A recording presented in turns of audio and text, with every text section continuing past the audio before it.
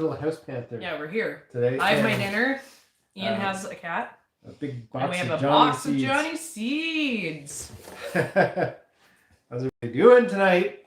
We should start off. Okay, yeah, Ian, you do the... Let's see who our loyal following who is waiting for this to start. Let's see if they're Team Flowers or Team Veggie. Yeah, because we usually do this like an hour in. Yeah. I think you need to prompt that a little bit more. Team Flowers or Team Veggie roll call. This little guy is pretty cuddly right now. You know, we got so we don't have comments on our channel. We cover this every now and then because in the last month we got 7,000 subscribers. So I understand that people, they're always suspect of not having comments, but YouTube disabled our comments because we used to have our kids in our videos more than we do now, and they basically told us, there's no way around it, right? We're not getting them back. We can start deleting videos from the past that have our kids in them, but they're no guarantees, So we just have learned to deal with it, and we've had almost all of our channel growth since our comments got deleted. Yeah, because we're coming up to pretty close to 2 years now that our comments have been disabled. Yeah, it was late winter, early spring. We probably would have been at 5,000 subscribers or something in that sort of range when it happened. Mm. So basically everything has happened since then, but every now and then we get these emails or messages from people in one way or the other, and they are tell people how they can contact us. Yeah, you can contact us. We got our email address on all of the videos. Okay, so if you, because people don't know how it works, so if you press the drop down arrow to get the description for the videos, if you scroll through, we have all of our contact links in the description of every single video. Yeah. So to get our Instagram, where I'm pretty active, or Facebook, which Facebook is Facebook sucks, so it's hard. We sometimes miss stuff there. Or our email, all that's available in the description. The point is, we got this email this week, and it was hey, you phonies, you're a bunch of phonies. Turn your comments on, you losers. And we're it sucks because it's there's a lot of negative things that I think we could take, but I think those comments about us being phony people kind of that I can ignore. The one that really gets under my skin is when people are you should really put in the effort to get your comments back. They're it's really going to help you if you put in the effort to get those comments back, because there's lots of channels on YouTube that have kids and they all have comments. So, and I'm we on a regular basis, yeah. We contact YouTube about it, and it's we've gone through we almost quit doing YouTube because of losing our comments. Yeah. And then this is our workaround, right? Doing the live videos, and then the community posts as well. So if you guys respond to one of our community posts, you might see that your comment doesn't appear right away.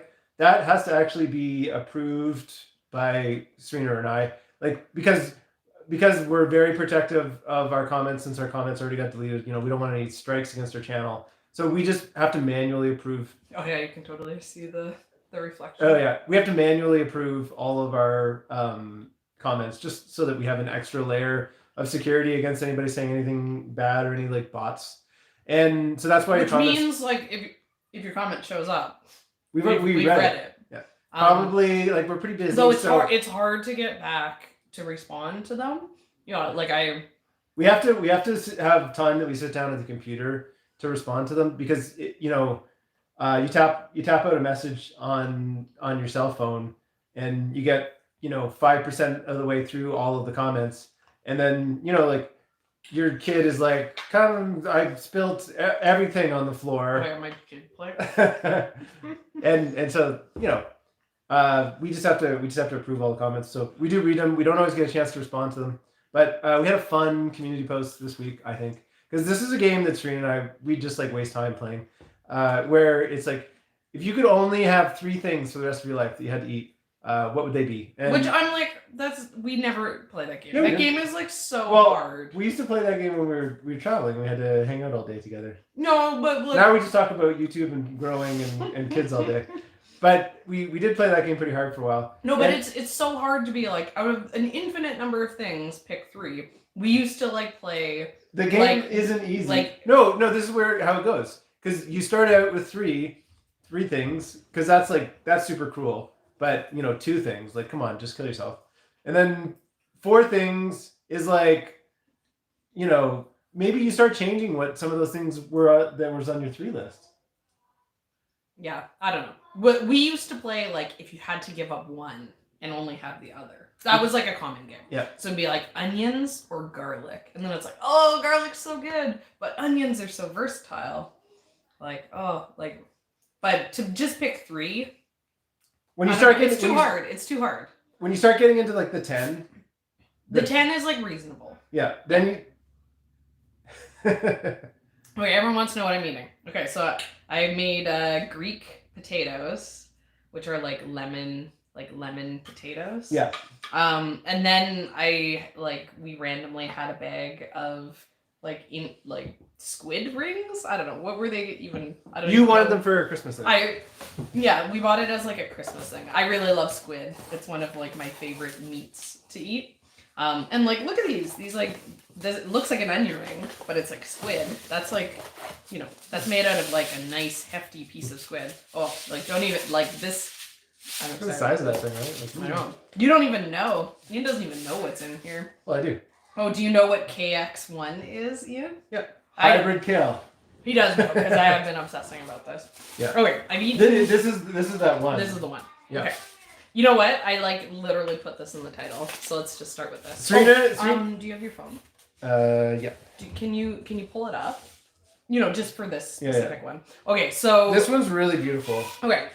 Preamble. Okay, so I got my Johnny Seed order here. This showed up like 2 weeks ago. Nebraska Oler. I can't. Just go to the Johnny's website. Yeah, but you always have searched for this. No, do not do this. Go to the. He's like searching like brassica. He's searching like. Well, I'm searching the name of it. No, that's like the Latin name for kale. Oh. Right? I thought that was the. Yeah, no. Apparently, this is the reason why I did the research. A little bit more experienced. Ian only has a bachelor's degree from the University of Google, whereas I've gotten my master's thesis finished. So KX. Okay, so this is my second Johnny's Seed order. The first Johnny's Seed order that I did in December. Okay, you guys, you can come in here quickly, but then don't hold it up yet. I mean, first I'm gonna preamble for a little bit. Okay, you guys, we have like stuff all over the place. We have the tea. Then we done. Ian, I'm back on dad duty. Whoa, Leah! What? She just spoke with me. I'm sorry. Come on, get over here. I'm sorry. Oh, It's okay. Leah. But I have to clean up. We have like a pop thing. So she just spilled it, so now we have a sticky mess. Okay, it's fine. You guys just sorry. Okay, so Johnny's Seeds. This is all my Johnny Seeds order. And what I have here. Okay, so my first Johnny Seeds order, which I did a couple weeks ago, did an unboxing of it. It was all of my flowers. Because in the beginning of December, I did all my flower ordering. Almost all of my seeds I order from William Dam Seeds, which is a Canadian-only source. And then after that, I go and I buy everything that I can't get from William Dam from Johnny's because they have some like stuff that I'm really excited about, like KX1, my exciting new kale. Yeah, and they have some more specialty stuff. So I did the flowers with Johnny's because I was just getting all my flower stuff done. And then beginning of January, I did all of my veggie garden, like basically the rest of the farm. Orders, I yet again ordered everything I could from William Dam. And then I went to Johnny's to get all the stuff that I couldn't get from there. I don't know if you got that wet, Ian, but it's so sticky. Yeah, I'm just getting them dried Yeah. out first. It spilled like under our couch, like sticky pop. And this is like super old hardwood floor with big gaps. Like our hardwood floors have these like massive gaps. So, though I suppose like the sugars will get in there, seal it up nice and tight. The ants will get it. Yeah, the ants will get it. It's fine. Yeah. Okay. So what I have in this box, which I'm going to go through, is basically everything that I couldn't get from. Now the cats are coming to spill everything. So everything I couldn't get from William Dam for the farm, but also like Johnny's every year. Every year they release new things. And you know, if you've been around for any amount of time, you've heard us obsess. We're absolutely obsessed with the Salanova, which is a Johnny's exclusive. If you saw my video, like 12 new varieties on the farm, I think it was called. One of the things that I tried out last year that I'm it's amazing, is this like basil. Do you want to close the door? It's a basil that's exclusive to Johnny Seeds only, and so I have some of that in there. But yeah, they just, the front pages of the catalog, I'm like, I feel like maybe, no, the catalog's downstairs. Yeah, the front pages of the Johnny Seed catalog is like a couple pages of all the brand new things that are being released for the year. And it's always so exciting to see everything that they have. It's just super exciting. And these ones look really cool. Yeah, they also will have some stuff that's have you shown so us expensive. That? No, I'm giving the preamble. They have some stuff that's so expensive that like no one else carries it. Okay. I'm just gonna spoil. Okay, so look how cool this leaf is. Okay, you have to cover your face. You have to move your face out of the screen. Okay. Is it? It looks like it's focusing. It's focusing. Okay, but the colors are really bad. Okay. On this, the colors are bad. Here's that one might show it, but the color. Okay, yeah, that's kind of showing up. So that really cool shape with that. Okay, pull up a picture of. It's reverse Red Russian. Pull up a picture of the Red Russian. Yeah. Okay, so this is something. Yeah, totally. Mizuna. Someone's saying it looks like Mizuna. So this is something that I'm like. This is maybe the thing I'm the most excited about for the year.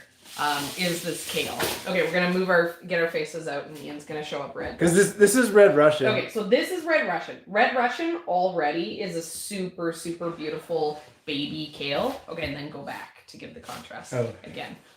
So that was Red Russian. Oh. It's green, and then it has these like purpley stems, and it's really pretty, and it's really pretty baby kale because it's kind of frilly, but it's like delicate and light.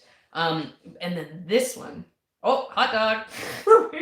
Okay, so back to this. This is KX1, right? So like seeing the Red Russian, you can see like it's kind of the reverse, right? But also the colors are super super punchy, right? Like they're from the picture. I don't know. We have to grow it. Like I haven't seen it. I haven't heard anyone talking about this. Yeah. And this is a new release of theirs.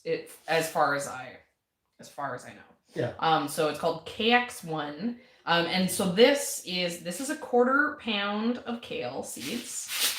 So no, I think it looks really cool, but the Red Russian sold poorly. Okay, so but we also grew it up to full size. The intention is to grow this. Yeah, you're supposed to grow it as just this like baby green. Yeah.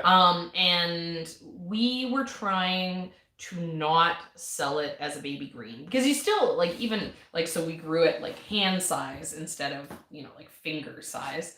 But even at that it's like perfect for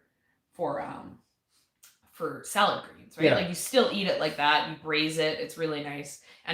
But at the hand size, we could bunch it in with an elastic and do these bunches of small greens because our goal was to not bag it as a salad green because we want to use as few salad bags as possible. But we also want the farm to make money. So So this year is basically the year of like the salad greens. I have like a bunch of stuff that we're gonna do again but more baby, right? And so this is one that I'm super excited to be doing as the baby greens. You know, we are gonna do the red Russian also, but Yeah. I think it's gonna look really pretty Like- mixed in. You know, as well as this. You know, like we need to figure out for flavor. If it looks beautiful, but it's like not tender. Like the red Russian is really really good because it's super tender, super flavorful. Yeah, it's one of the things that I eat the most of every year. Like I don't eat when it you after the fry spring it, so much. We do it like with butter and garlic. And I find it almost has like seafood flavors to it. Like it gets these like really complex. I just really like the texture on it. Like Yeah, that super, crunchy like it's crunchy stem. but soft. Yeah. Right? It's not like you know like a kale and yeah. Well, It's so good it early. chews Like, up as a salad. like I can't say enough good stuff about Red Russian because it overwinters so well. Like it's not quite as good as So it overwinters really well. it does. It does. And that means like you're not so much growing it for the winter, but you're growing it for that early spring. And so all through those like, you know, early months, I'm out there eating kind of I don't normally have that much red. There's nothing. This year I ate a ton of it. Yeah, but it was so warm, right? We don't normally red It's Russian. still spring. It's still spring. Normally red Russian isn't available in the same way winter boar is available, right? In winter boar you can eat it all winter.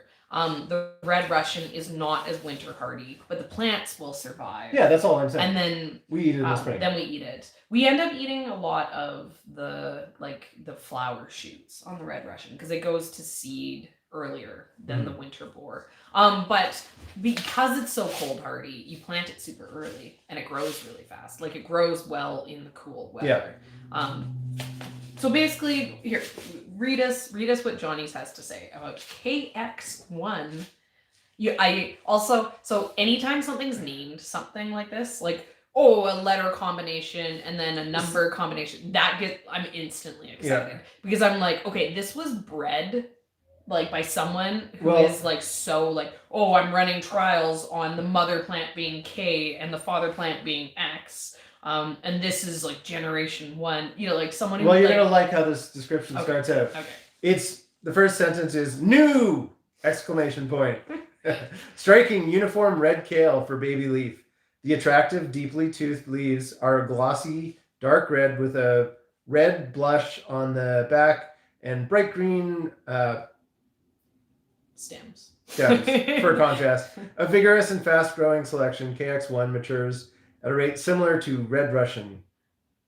Yeah, and that's kind of my thinking, right? We're gonna have red Russian, and then we're gonna have KX1, and then they're gonna look similar but different. Yeah. And if this looks as good as it looks in the pictures, and this tastes anywhere at all similar to the red Russian, like I might give up on the red Russian. Yeah. Like the red Russian. And the price on this wasn't too bad. Like how much was this? I got the quarter-pound bag.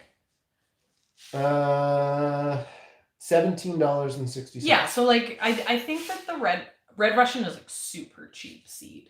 But yeah, this is enough because a quarter-pound. It's saying there's 150,000 seeds per pound, so that means I have like at least 30,000 seeds in here. And I'm pretty sure my beds are 15,000 seeds. I'm pretty sure at the rate at which I seeded my red Russian last year. So for baby kales, I do seven rows across, and I use a seeder that just like drops like a crazy amount of seed into the ground. Yeah. So we'll have to grow a few of these out too as like a full-size plant just to see what they look like and see what they do. Just try it overwinter some too. Yeah. Here. Maybe this is the parent. Maybe red Russian and Siberian kale. Oh yeah. I don't know. Could be. Anyways, so this I am super excited about. Yeah, you've been talking about this one a lot. The color on, like, so I'm obsessed with all the mustards. I want to do this like mustard mix, salad mix, and I have, instead of buying, so when you do salad mixes, or like, you know, mustard mixes for these like baby greens, you can buy mixes, right? So you can buy, they probably have like a baby kale mix that exists, and it has, you know, it has KX1 and it has red Russian and it has like another leaf, and you know, it's designed to grow well together and make a mix. And it just comes and you seed it. But I don't know if you guys know this about me, but I'm a little bit of a seed snob. So I'm like, no mixes. I make my own mixes. I pick what goes in the mix. That mix isn't beautiful enough. I need the most beautiful mix in the universe. So I've like put together my own mustard mix, and I'm like, so the like bright like purpley red color that I have in my mustard mix is, I use Ms. America, and it's a Mizuna, I'm pretty sure. I don't know if I'm brain farting on that.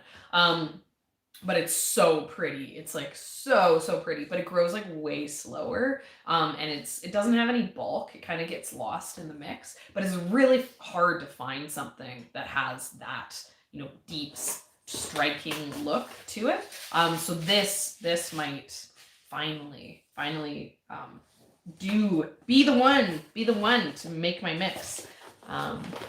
Yeah, okay. And then the one other thing, I don't know if I talked about this. Okay, so I wanted to show you. So I always talk to you guys about like a retail pack, and then I talk about like, you know, buying like these crazy bulk farmer size packages.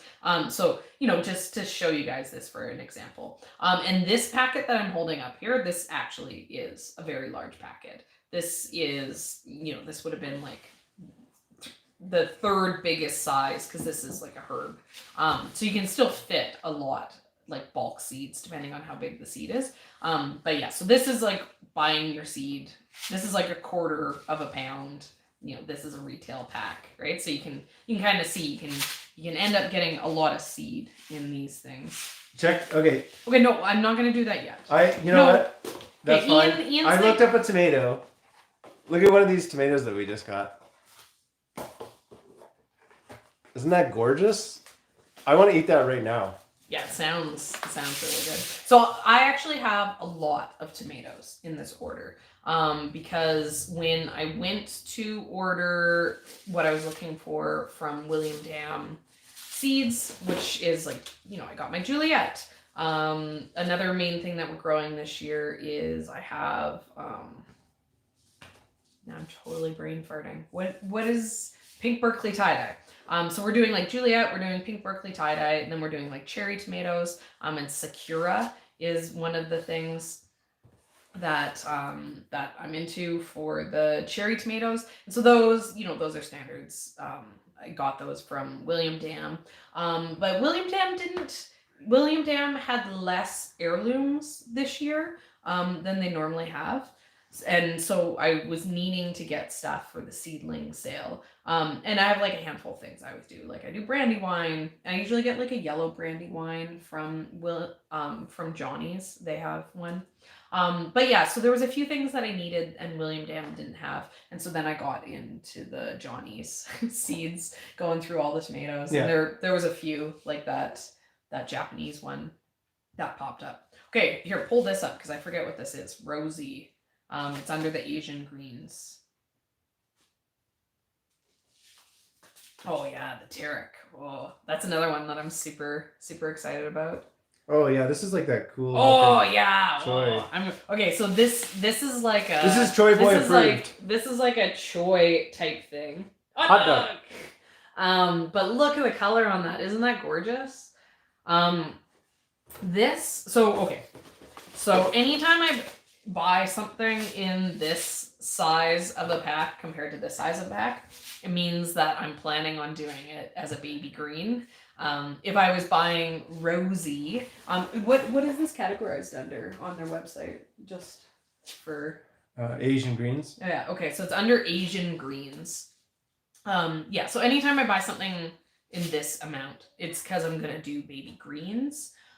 Instead of like, a pack like this, we buy 1,000 choy, and we grow it as a seedling. We plant it out. It's spaced. The plan with Rosie is going to be planted out very densely with a seeder.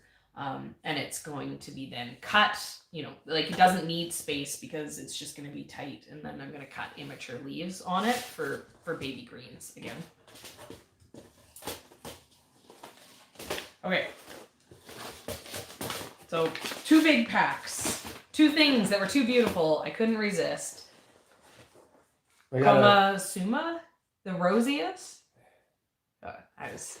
There's okay. another one of a kohlrabi. Okay, so this is something that I'm super, super, super excited about. This was like I couldn't resist. Okay, here, pull it down. So this, it looks cool in the picture, but I didn't buy this for what it looks like because I really love the purple kohlrabi. Yeah, the purple kohlrabi is great.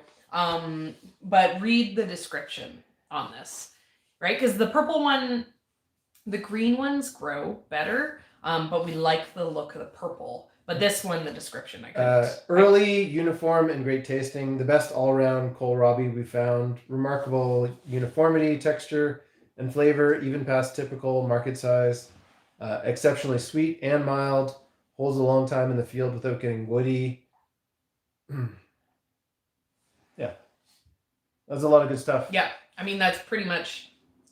That's describing my best case scenario. Yeah. The only thing that it doesn't have going for it is the fact that it's green. Because the purple and the only reason reason why it being green is an issue is that everyone else in Kelowna grows the green kohlrabis.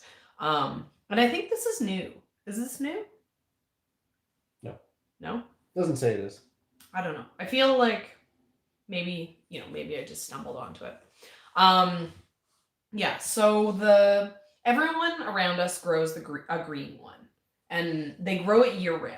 And we only grow kohlrabi in the spring, not because we couldn't sell it year round. People like it. It's really hot here. This is all just more of the small. Yeah, so I bought 1,000. But they clearly didn't have any 1,000 seed packs packaged at the time. No so complaints. They just grabbed. That's all those.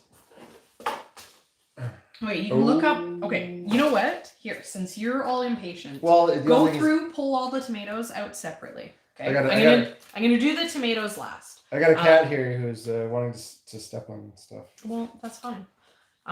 Yeah. Okay. So this. Okay. What was the name of it? Tarragon kohlrabi. Okay. And so the story on this is everyone around us grows green kohlrabi. They grow it all year long because the green ones are the most heat resistant of all the varieties. And I don't know if they grow this Tarragon specifically. Okay.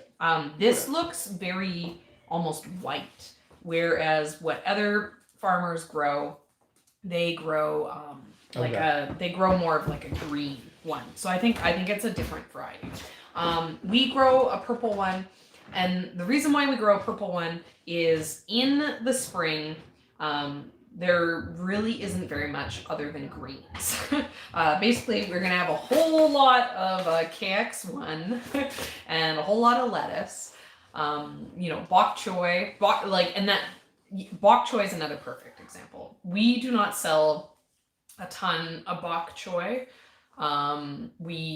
We love bok choy more than our like the Kelowna population loves bok choy.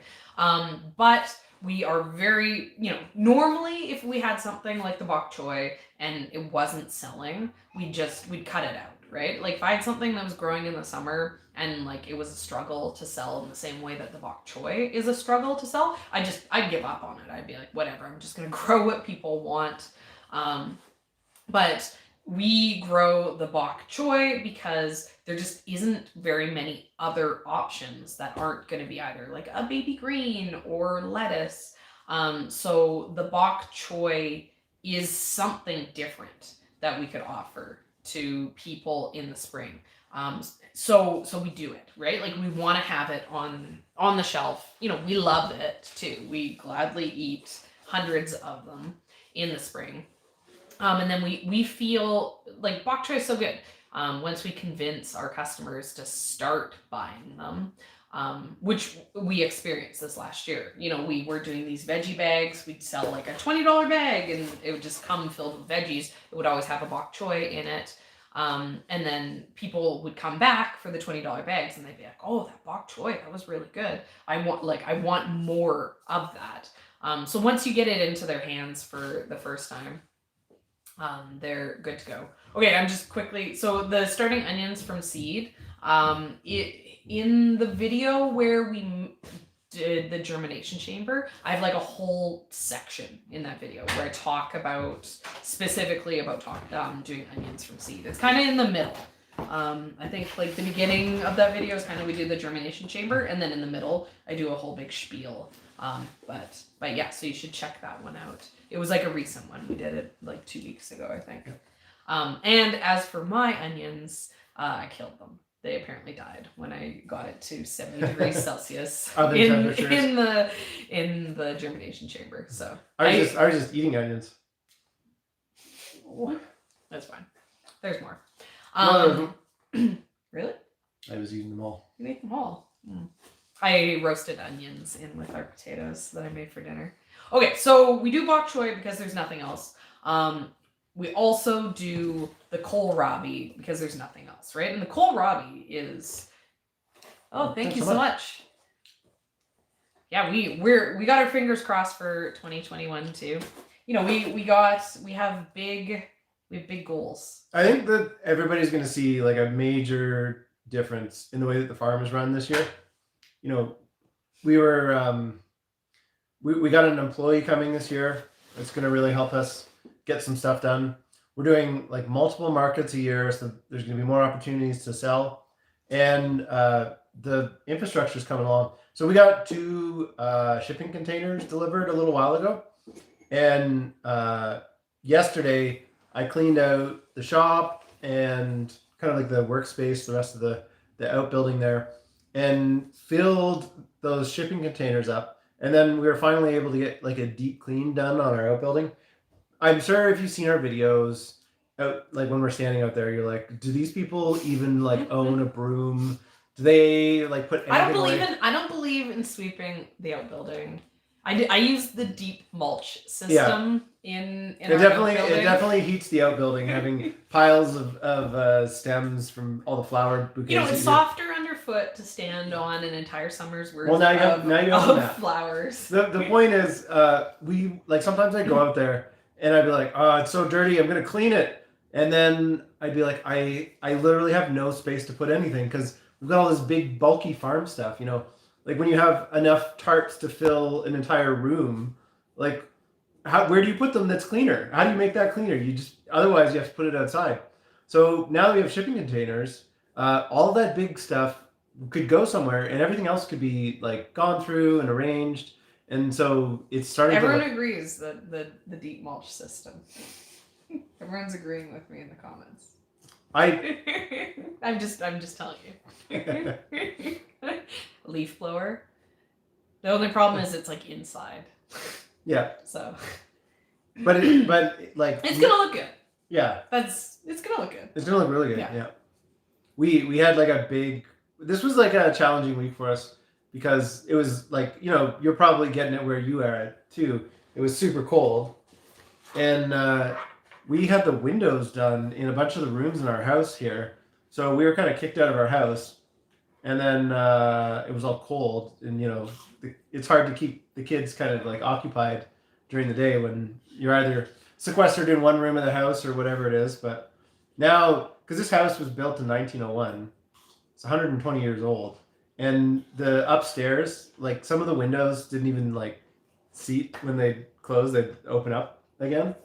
So it got like pretty cold in here, and every morning it makes it hard to get out of bed when it's like so cold. It's hard enough to get out of bed without it being cold. Yeah, never mind, you know, this gentle breeze that's been flowing over you all night. So the house is already transformed. It feels a lot more modern. You know, you guys can see probably that's why this window is reflecting a reflection because it's brand new, and the old one was however many years old. Sandblasted with time. But you know, I know he wants my food. Yeah, it's seafood, so makes sense. He's our only cat that's interested in people food. The rest of our cats, they just want to be left alone. Okay, back to kohlrabi. I wanted no. Can you quickly explain the theory, the raw food theory, to everyone? Oh, well, people are more likely to buy things that they don't have to cook because nobody cooks. So we gotta do our shout back on that one. Neversink said that in one of their videos as or a comment once when we were planning the farm, and it really stuck with me. Yeah, it resonated with us. So true. Yeah, and so we try to sell things. Kohlrabi are great because you can cook it, and so I people will frequently ask me, but no one does, what you do with it, and I tell them that it's like the crunch that you've been missing in your life, and that sometimes it doesn't go over that well, but sometimes people laugh at that, and then I'll tell them the basic thing is veggie dips. You can use them as veggie sticks. It's so good raw. Yeah. I like it cooked. And then you can cook it. I like it cooked because and you can it doesn't use it break. I like it in curries and stews. Yeah, you can use it like a water chestnut type thing, right? Yeah, because it doesn't stay crunchy like a water chestnut. No, but it does. But it doesn't break down. It has some of the crunch still. You can boil it for 2 hours, and like a potato, it just disintegrates. But it stays. Yeah. But yeah, so we really like it. People. There was a lot of people. People aren't, because I was reading the comments of it when Ian was talking. People don't buy it for ethnic reasons. And I know that it's really popular. It's a German, because another name for it is German turnip, which makes sense to me because it really, when it's cooked, it really does taste like turnip. But yeah, people don't cook turnips either. The Hackeri turnip is what everyone wants to buy here, and everyone eats it like a radish. It's you eat it raw. I really like it. Pretty much. Serena walks around the farm. Well. Okay, in the spring, Serena's always walking around peeling kohlrabi and eating it like an apple. Yeah. That's just your go-to. When they're overgrown, I eat them, and then the skin's kind of woody. And then in the fall, eat it off the skin. In the fall, I catch Serena all the time. She'll probably spend an hour to an hour and a half a day eating walnuts once the walnuts are fresh. I only like them. I only like them when they're fresh, though. Yeah, that's Serena's foraging around the farm. Gotta get ready. Gotta fatten up for winter, right? Yep. Yeah, for when we get even more fat. Yeah. I do if I have to sit down and shell walnuts, I can gain 10 pounds in a week. Okay. But yeah, so this kohlrabi, I'm super excited about it because it sounds like it's gonna grow really, really well where we are. And so I don't want to give up on the purple one because it looks so good.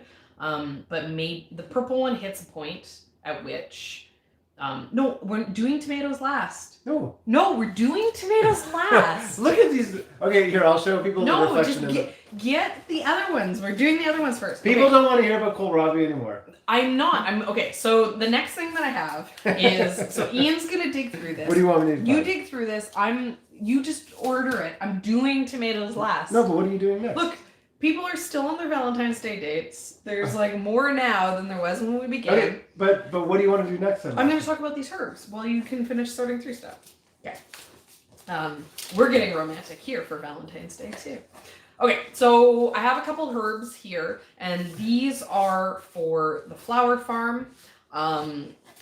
And I actually opened these up and I seeded a couple trays with these today because I'm going to do this winter sowing experiment where once it stops being -20, I'm going to stick these outside and then they can just do their freeze thaw thing that they do, and then maybe they'll germinate a bit earlier. But so I have anise hyssop, which like smells so good. It never lasts here. I don't know. I was reading on the packet and it was saying it's a tender perennial, and quite often the tender perennials, they only last a year or two, but they self-seed really well. One more. No, Is those this are just the the kohlrabi. But yeah, so I'm excited about that. If I can get some to grow, it could be a filler, as well as, you know, it's just pretty. I could have that around. Which one? This is anise hyssop, Right. but I People don't know. this. Yeah. And then, but look up the mountain mint, because I forget what this looks like. Okay, and then so all the florists, or I guess flower farmers, I'm in the Facebook group Flower Farmers, and that's where I get all my hot tips from. But they're all talking all the time about mountain mint being like this like number. Okay, we gotta get our faces out of the way. Mountain mint is supposed to be this like really, really awesome filler. And I think I have to just go check. okay. I think they was saying that like it doesn't smell like mint. Like maybe like the scent on it is not like a mint. Let's see. White flowers attract bees, beneficial wasps, butterflies, and other beneficial insects. Needs staking in windy locations. Used in potpourri, incense, and as an ingredient in tea and natural insect repellent. Mint-scented foliage and flowers make attractive and highly fragrant addition to bouquets. But it really, I mean, so here's another picture, and that is like with some buds on it. You know, it really doesn't look like mint. Something that I have in my herb garden that I like using in bouquets, but I'm unable to use in bouquets because I have so limited amounts of it, is tarragon. You know, I have like a French tarragon, and I really like the look. It has like this long skinny leaf. And this looks like it kind of has a similar look. So I'm excited to see what this does. And also just because so many of the other flower farmers say that this is like their number one favorite fillers. And I'm planning on putting, like, I have some other herbs coming that I'm gonna use like for fillers for flowers. You know, hopefully, fingers crossed, I can get them to establish. The mountain mint, it should survive here, but I've never grown it, and I've never heard of it as a thing that anyone grows around here. So yeah, so excited to see what those do. So this, Yeah, I love the smell of the anise hyssop. this stack is just a bunch of like summary type stuff. Okay, we'll pass it over. So Okay, let's see. Oh, okay. Here, pull up my favorite. This is my favorite eggplant. Okay. And then there's a lot of stuff in here. I'm super excited about. yeah, this is some good stuff. Okay. The Orient Is Express. Okay, so this is my number one favorite eggplant. And I talked about this one too. This was like a new trial that I did last year. And it produced really good. We struggle with I'm watching that eggplants. coat there. Careful, Leah. Yeah, so we struggle with eggplants because they have a hard time to produce. And then they also... Leah's sitting over here. Okay. They have a hard time producing because they take so long. And then we have like a couple pests too that affect our eggplants. But this is like super high production. It's an Asian style one, so it's like long and skinny. So, you know, it produces steadily, whereas I find the big like Italian style eggplants. Yeah, it says it sets fruit in cold weather. Yeah, which and would under help heat us because In the- we'll give it cold. It'll have cold weather and heat stress. And I'm seeing people say Did like, I'm not gonna do it. So this, you know, this pack, how big is it? Okay, Leah. Why don't you take him Yeah. downstairs? This is only 250 seeds. So this is, I didn't buy this to grow for the farm. I bought this to grow for us. Eggplants don't sell that well. Yeah, eggplants. The problem with eggplant, I mean, this is the problem with eggplant. We could sell eggplant really well if we sold eggplant for like garbage prices. No, even then, nobody looks at it. Nobody's like how much does this cost? Oh, that's too much. They're just like, I didn't see it. It doesn't. It does. It's not the thing that people are looking for. People want people the don't know how Italian ones too. People don't know how to cook People it. want the big ones, but they want to pay like $1 for it. And in the grocery store, eggplant is like expensive. We brought like kind of minimal quantities of it down to a bunch of markets, and it's not unusual to sell all of it because you'd get somebody who likes eggplant, and they'd buy them in like the bigger quantities because they're like, ooh, fresh. But they fresh want a eggplant. deal. Well, You told me you were like, no one would pay your prices for this, so I like just gave it to them for free. And then I'd be like, stop giving away my eggplant. people would. It doesn't. Matter. I'd give away peppers over eggplants. Yeah, because we like eggplants. Yeah. I was like, every eggplant that doesn't sell is a sale that I'm glad we didn't make because it means that there's more eggplant for us. So yeah. Okay, I can take the stack back. Okay, put that over there. Okay, let's see. Here, let's see. I'm gonna talk about. Okay, pull up this cucumber. Okay, so then next. We are really excited about cucumbers. Okay. There's a lot of action going on. Wait, what is Okay, that? so the next thing What that I is have here. Dent? What? Where's what? The dent. She's your dent. Oh, it spilled. We had to clean it up. No, you can't have the cup. Because it's my special cup. I got new fancy cups and the kids are trying to steal them. Okay, so I was saying at the very beginning of this video that Johnny's has this basil that I'm obsessed with. And Ian doesn't need to pull up a picture for it because it doesn't look like anything special. It looks exactly like a Genovese, just like a classic Italian basil.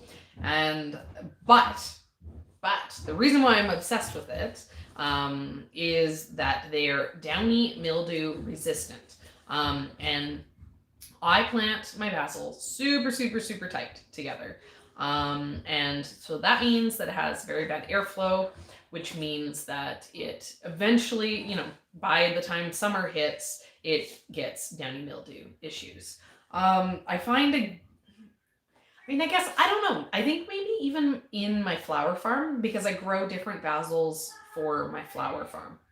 And I think even my flower farm gets it. But it doesn't even register because I'm growing it, I'm stripping off all the leaves on the bottom, which is where the downy mildew would be. But yeah, so I struggle with basil because it gets this downy mildew. And then I found out that Johnny's has these like downy mildew resistant varieties. They have, so what I have here is Prospera, which is Italian large leaf downy mildew resistant. And then there's Rutgers Passion, which is a pesto style basil that's also downy mildew resistant. And these two, I grew them both last year. One is taller and skinnier leaf, and then another one is like shorter, and the leaves are like fatter, and like the plant is more dense. And it wasn't like one was better than the other. The shorter one was producing earlier, if I remember correctly. But the way that I was selling it when it was in the beginning of the season was that I was like pinching the tops. And then I was like just stuffing a bag full of like pinched tops. And then the Prospera, I think, then started to produce better than the Rutgers, which I think is the short one, but I could be mixing them up. It clearly says on the website that one is more like compact for growing than the other. But yeah, then the taller one ended up being really good for me to clip like longer pieces to then bunch, to bring as like bunches of, because we sell herbs. Basically, the only thing I ever sell of herbs, like packed into a bag, is in the very beginning, super, super early. I do bags of basil. because no one else has it at that point. So I do bags of basil and I sell it for a little bit of a higher price. And then by the time we're into the summer season, other people have basil, and so the price is down on it. And so then at that point, I just do bunches. And the plants, at that point too, the plants are tall.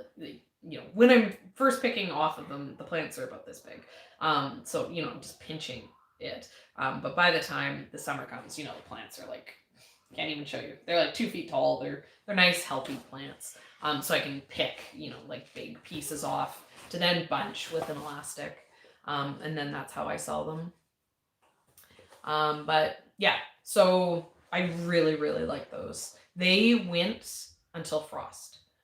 Whereas normally my basil will get, in general, I find it's very sensitive to downy mildew, which is crazy for us because we're so dry. I can imagine that it must be like a nightmare to try to grow it anywhere else. Just because downy mildew comes and it just kills everything off. All right, let's see. What else do we got here? We've lost my assistant. Okay, I have another one that I don't need to pull up the picture for. Okay, so this, so patty pan squash. So I don't know if you guys know what a patty pan squash is, but it's like those little yellow circles. And here in Kelowna, patty pan squash people are obsessed with them. We charge the same amount for the patty pans as we do for the zucchinis, which is like $2 or $3 for $5. When they're if we pick them really small, we put them into a basket. Basically anytime we have something and we don't know how to price it, we're like, okay, a basket is $5. So we'll load up a basket and then it's $5 instead of the $3 for $5. But everyone loves the patty pans. I don't think they're I have to I'm always crunching the numbers on everything. And, I like patty pan too. I don't know if they are as profitable for us as zucchini is. The plants produce really well, but just not quite as well as zucchini does. Favorite zucchini, Dunja. That's the main one I grow. Yeah. But so the patty pan, we grow it just because everyone loves it and it's beautiful, right? I love the look of it. We also grow another basically, so we have the dark green Dunja, and then I grow this lighter green one called, and I'm brain farting, I want to say Diva, but I'm pretty sure that's the cucumber. Dima, that's it. We have a gray zucchini that's and it's so tasty. We grow, it doesn't sell as well, but it's our favorite to eat, so we grow a bunch of it, and then it goes to the market, it looks beautiful, and then it comes back home and we eat it. And so that's Dima, and then we have the yellow patty pan, and that's our summer squash display that we have out. So they look really punchy. But so the Johnny's has this new patty pan variety. It's called Lemon Sun. Yeah, and the description on it, they don't have the description on the backs of the packs, but they basically were saying they're we don't carry patty pan anymore. This is new and improved, way better yellow patty pan. This is what we carry instead. And I was like, well, I trust Johnny's. If they say this is way better, then this is definitely what I need to carry. For the patty pans, for size, if I picked them this big, people would be super excited. They'd love it. But no one would pay $2 for this. So it's always a balance. And I'm like, yeah, sure. I know you want patty pans this big because they're a specialty thing that you can only get at fancy restaurants, because chefs will pay $20 a pound for these crazy baby zucchinis. They'll pay what it costs to get them. But in general, people won't at the market. So I pick them kind of this big to this big, right? I have some that are a little bit bigger than what people normally would like. And I just bring those because they, they're good for stuffing. A lot of our customers, because the one thing about, so everyone wants something raw, right? Like almost everything that we bring down to the market is for raw eating, just because it's what sells the best. And then the one exception is zucchinis and summer squash. Those those you have to cook. Though Ian tells me he regularly gets asked if you can eat it raw, and you can. It's just a little slimy. But lots of people barbecue here in the summer because it's hot and they don't want to cook. So the big patty pans for stuffing, they're actually really good on the barbecue.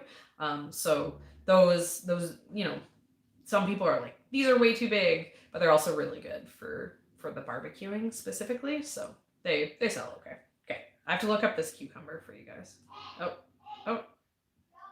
Ian's phone is different than mine. Okay. Oh, this cucumber. Okay, you guys, I forgot. I'm so excited. Okay, look at that cucumber. Isn't that amazing? And this isn't small. This is like big. This is big like an English cucumber. Okay, so I feel like this was a new one. This was like a new. Oh, I cheaped out. This was expensive. The seed pack on this was $6, and there's 30 seeds in it. So, and cucumbers can get like crazy expensive. Cucumbers can get up to like $2 a seed because they have all these greenhouse ones that like are like, oh, they're seedless and they don't need to be pollinated. So it's like I don't even know. I don't even know where they get the seeds from. But yeah, so the story on this, here, let's hold the picture up again. Okay, so the story on this one is I spotted this, and so this is an Asian type. So our favorite cucumber is, what's the name of it? I'm having one of those days. I can't remember anything.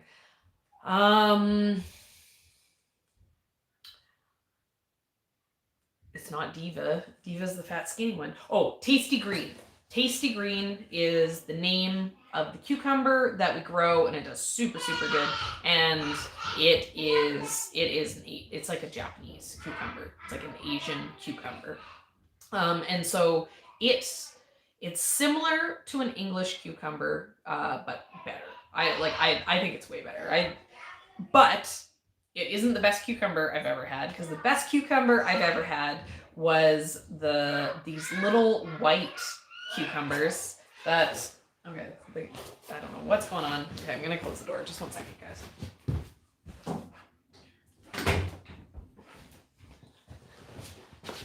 The kids have had to play together nicely all day, so they've reached their limit. Yeah, martini. Okay, so martini is this little white cucumber that I had, but it was like a little short, almost like a pickling cucumber. I think it was like categorized as like a snacking cucumber. Oh, like this guy. Snack on you, Mew. Yeah, so, but it was so tasty. And then when I saw this, and I was like, what? Okay, cover my face so it'll focus. I was like, it's white, and it's an Asian style. Maybe it's gonna like have everything that I love about martini while having everything that I love about Tasty Green. So I had to get this. And I think I have another one from Johnny's. I think I have another cucumber that I'm experimenting with this year that I was like, oh, it looks so good, I have to get it. Let's see, great tasting, attractive, and highly productive. Uniform yields of crispy, sweet, bitter-free cucumbers with small seed cavities. Averages 9 to 11 inches long. Itachi holds up well to cooking and makes an excellent addition to any stir fry. That's crazy. Okay, and then it's a Parthenos garpic, which means I can grow it. I don't have to worry about it getting pollinated. Because so the place that I grow our cucumbers is in a high tunnel. Our high tunnels aren't sealed, and we usually lift the sides just because it gets so hot. But we like that added boost of a little bit of extra heat. But it can cause issues for things getting pollinated. And also like it like for earlier in the season too. Like, you know, the bees don't necessarily make it into the tunnels. Sorry guys. But yeah, so super excited about that. You know, this will be fun, right? Because people, I'm not allowed to grow martini. I bought martini for me because it was so tasty. But I'm not allowed to grow martini for the market because people didn't want to buy it because of the size. They wanted these like long, skinny English style cucumbers. But because this is going to be long and skinny, it's probably going to be interesting to people at the market. The fact that it's the shape that's desirable, while being this really unique color, it'll bring people in, hopefully, as long as it's good. You know, we gotta try it, gotta grow it and see if it tastes good. Okay, now I got some peppers here. So I bought, this I'm not gonna pull up pictures for. I bought habanero. I don't think I had this available at William Dam. William Dam actually had a pretty good. William Dam had a pretty good selection of hot peppers, so I ordered a bunch from them. But I don't think they had a habanero, which seems weird. I think maybe I got my habanero from West Coast Seeds last year. But There's a lot of crazy kid energy going on down there right now. what is this? I feel like this is another habanero. Yeah, no, I closed the door because I was like, whoa. Serena's parents have been going through this storage locker that has accumulated over multiple decades. And the other day they showed up with like this costume bag. And so the kids are running around with feathered boas and all these old costumes and stuff. Okay, so the habanero that I have is just like red, classic habanero. Okay, and then this is the other one, which is like New Mex Suave. And so what this is That looks so good. I know. This I'm excited. This is another one that can sell 0, and I'll just take them all. Yeah, like I'm gonna put you on because I'm onto the tomatoes after this. Ooh. So it's a habanero without the heat, right? So it still has a tiny bit of heat, but it has, because habaneros have these amazing flavors. But for me, like, it's too hot. I can't do a habanero. But I like the flavor of a habanero, so I like to put like 1 or 2 into a hot sauce. But yeah, so this I can get my habanero flavors without blowing my head off with all the habanero heat. So I'm excited. And then the color, like, so pretty with the orange. we're starting off. We're starting strong. This was one of my favorite tomatoes. It's probably one of my favorite. No, Red Torch isn't your favorite. Bronze Torch. Oh yeah, Bronze Torch. Yeah, I have them both. Okay, hold it up. Hold them up and tell the story. These, like, I'm not sure if it's picking up. They kind of have like a yellow striping on them, and they're like like that big. They're kind of like long. They're and skinny. Juliet. They look exactly like a Juliet. Mm-hmm. And I really like the flavor on them. There's just I don't think it's like noteworthy in any sort of way. The flavor, it just tastes like a really nice tomato. And I don't know, like the size is nice. Okay, pull up the other one. Okay, The so there's 2.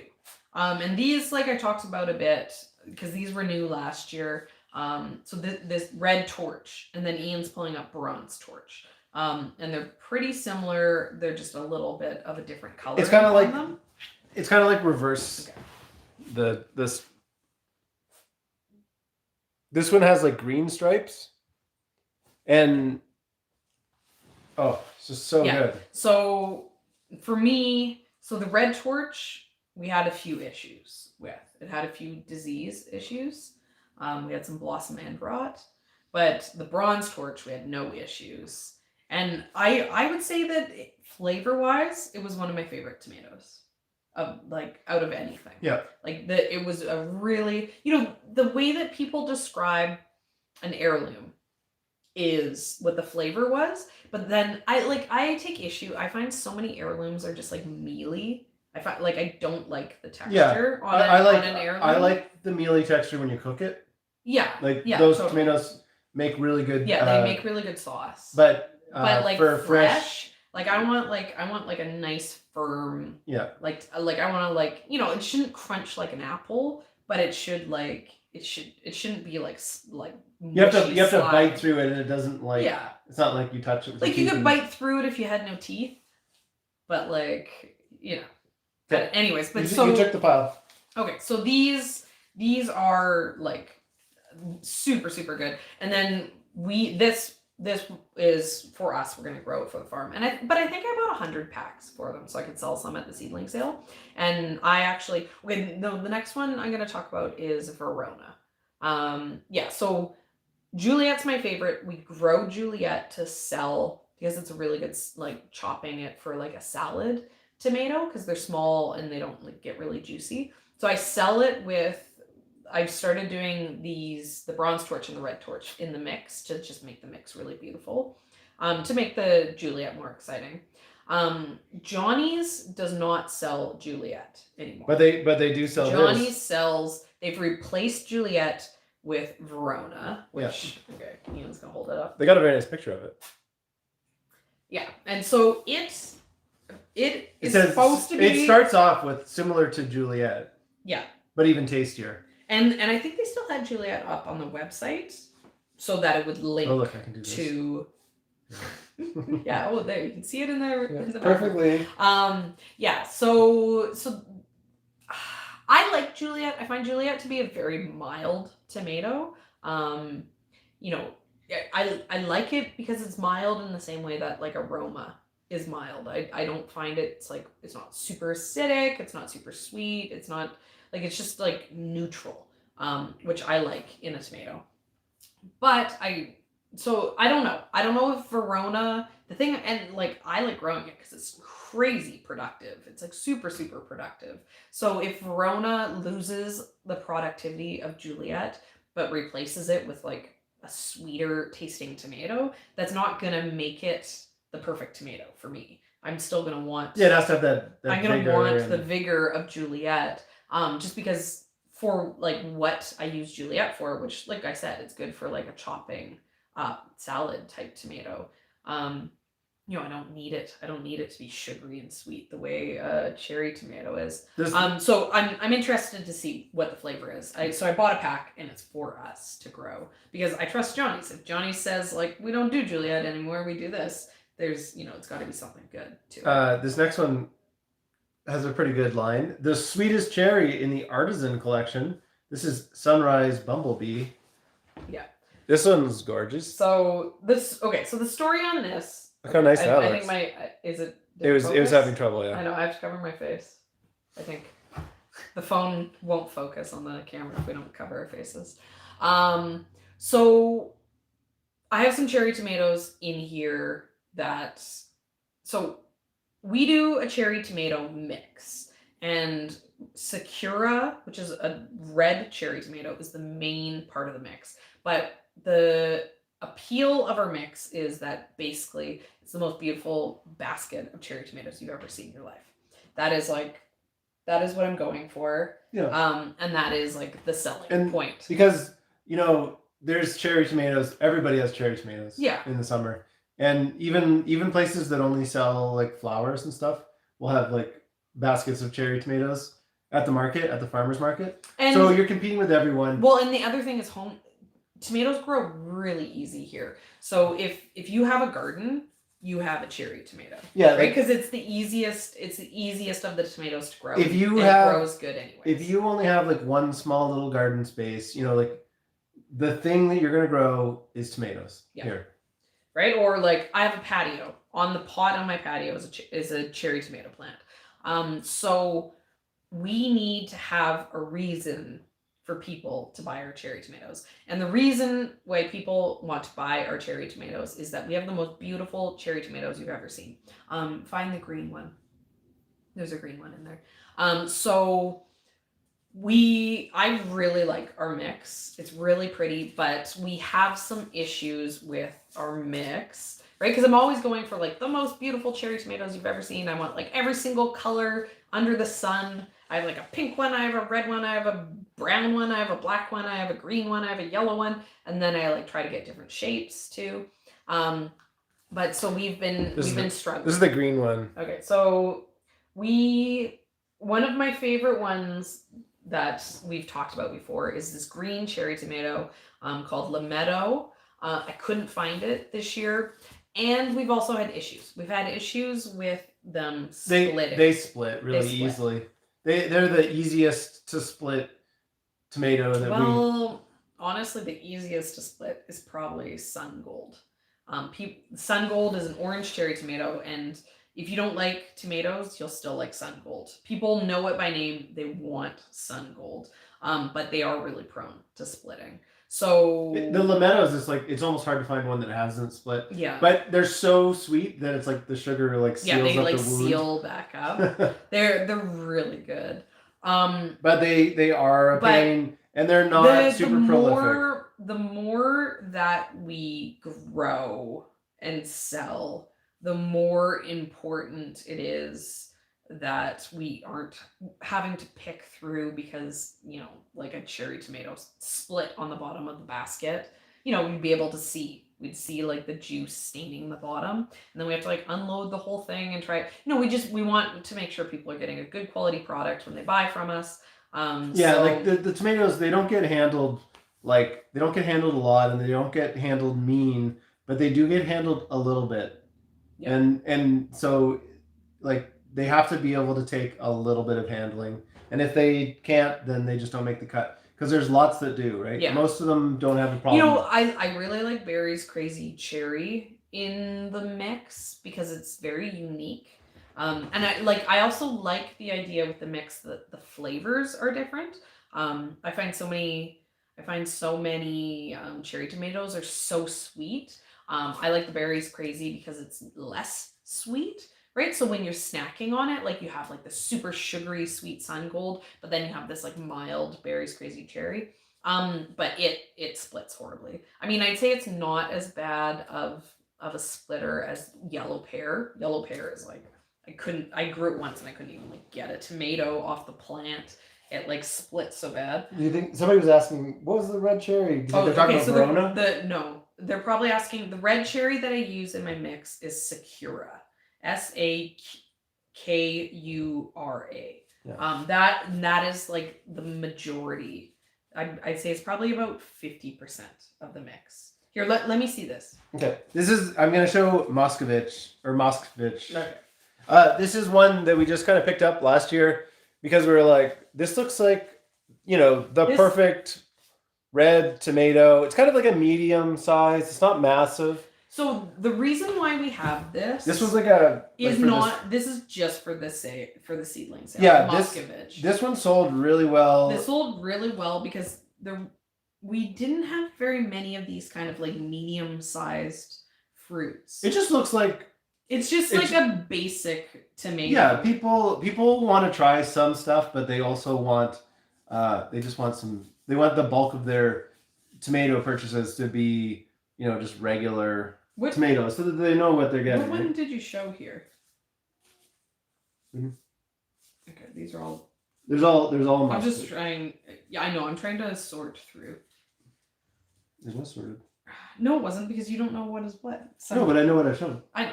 But I'm trying to sort to like categorize. Yeah. Okay. So Moscovich. Another thing too is like we don't sell like Better Boy or Best Boy, which are kind of similar to the Moscovich, because I'm pretty sure if I remember off the top of my head, those are determinate tomatoes, and I try to only have indeterminate tomatoes because most of the stuff. So first of all, determinate tomatoes are great if you have any sort of tomato disease. If you're in an area where you suffer like from any sort of blight, or like lots of places, it's hard to keep your tomatoes happy and healthy. So the determinate tomatoes are like an awesome option for those areas because they basically just put on one flush of tomatoes and then they ripen and then they're done. So, they put on that flush of tomatoes really fast, really early, they ripen, and then by the time these diseases come and they're killing your plants out, they're done anyways, so you just rip them out and get rid of them. Kelowna is like tomato growing heaven. They grow so good here. So the indeterminates make a lot of sense here because they keep producing steadily, right? So they're always setting fruit. Their fruit is always ripening. They're always growing and climbing. So determinate, another name is bush tomatoes. Indeterminate, another name is vining tomatoes. So you need some sort of like trellising for the indeterminates, but they grow really good here in Kelowna. And even though we are zone 5, so lots of other zone 5s, like you don't have a very long growing season. Here we have a pretty good growing season for tomatoes because our last frost is beginning of May, but it's not like Kelowna's so weird. It doesn't, it's kind of like, oh, it's slowly getting warmer and warmer, and then it's summer, and then it's getting cooler and cooler. Here it's like, oh, it's like cold, and then it's summer. It's like summer, it's summer, it's summer, it's summer, it's summer, it's summer, and then it's still summer. So we don't slowly ramp into the heat. May's hot. June's hot. Well, June's less hot. June's really wet. July's hot. August is hot. September's hot. So we do really good with the indeterminate tomatoes. So because of that, and to like make my life easier for when I sell seedlings, if everything is an indeterminate, I can be like, every single thing is an indeterminate. But so this Moscovich was the perfect kind of, because I don't want to have those indeterminates, which are quite often that sized fruit, the Moscovich is the perfect one for us. What's up next? Look up this one. And I didn't have big expectations on it selling well, and it was one of the first things that sold out. It was like kind of like an afterthought of even growing it. People were really it sold out. It's not like people are like, oh my god, I gotta have the musk, but they were like, I want 2 of those and like 2 of those and 2 of those, and one of the things that they always had was the Moscovich. And there's some stuff that people always get because I'm like, you gotta get it, do it. Like Juliet, I'm like, everyone can't leave my house without a Juliet. But I know nothing about Moscovich. I'd never grown it before, so I definitely wasn't pushing it. Mm-hmm. And before I even realized, we were pretty much sold out. Yeah. And for the life of me, I can't even remember if we grew one. I don't think we did. This is Chef's Choice Orange. Okay, so I don't remember. So can you read this, please? We were impressed with Chef Choice Orange when we saw it as an AAS entry and subsequent winner. An AAS winner in my eyes.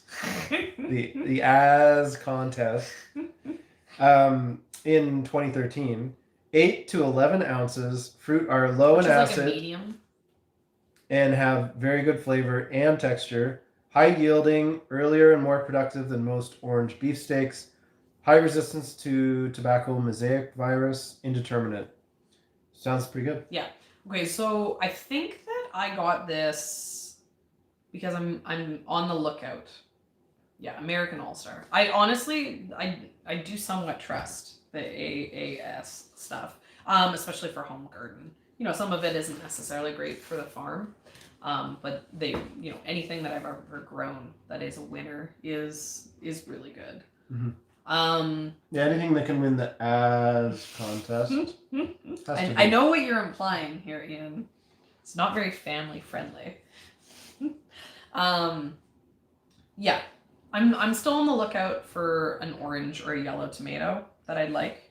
There's a few that I've heard like farmers talk about that are good, but I don't know. We did pork chop. We did pork chop last year, and I like it. I like pork chop a lot. That's why we grew it for the farm. It only sold. It didn't sold sell. as an afterthought. Yeah. So I don't know. It's hard to compete with the excitement that the Pink Berkeley tie-dye had. Tomatoes are so much work And then they're so common here that it's hard to, it's a hard, tomatoes grow really well here, but it's also, people don't want to pay money for tomatoes here. And they are a lot of work, right? Like you have to like prune them, you have to trellis them, you got to start them super early. Yeah, so I'm being cautious. Okay, so when did you do the Sunrise Bumblebee? Is that the one that you did? Okay, so I'm back into the cherry tomatoes, right? So as I was saying, there's a bunch, like I'm looking for my mix. So I'm always picking up a few every year. The nice thing about the mix too is I can add things to it as an experiment. And it doesn't really matter. So I've done, okay, so this is purple Bumblebee. And so same family as that Sunrise Bumblebee. It actually has the pattern of the pink they call them bronze quite often when it has like the green stripes. So like the bronze torch look, same as like the pink Berkeley tie-dye look. And so we've done pink Bumblebee before. Which is like a pretty common one.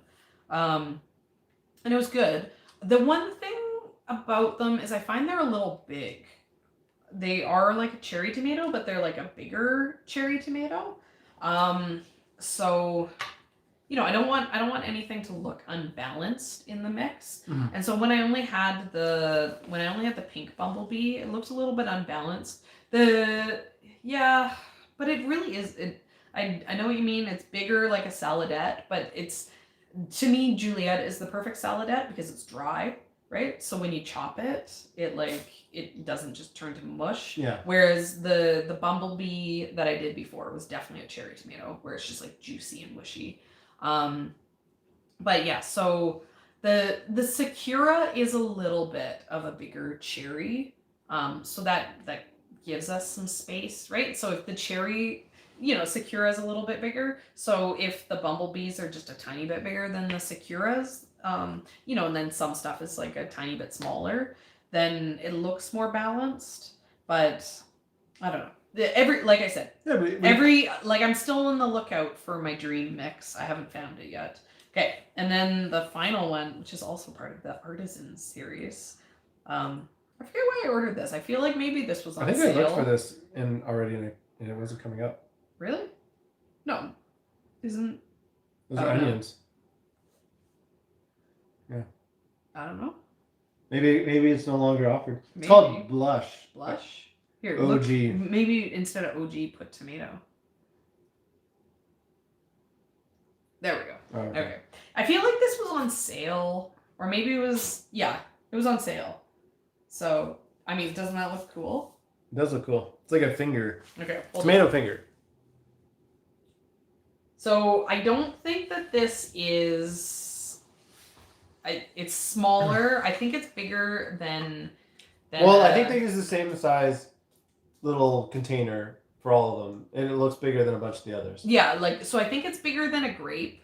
I think it's more similar to like the Juliet type tomato. But I mean, super pretty. I'm a sucker. I'm a sucker for tomatoes. And the other thing too about the seedling sale.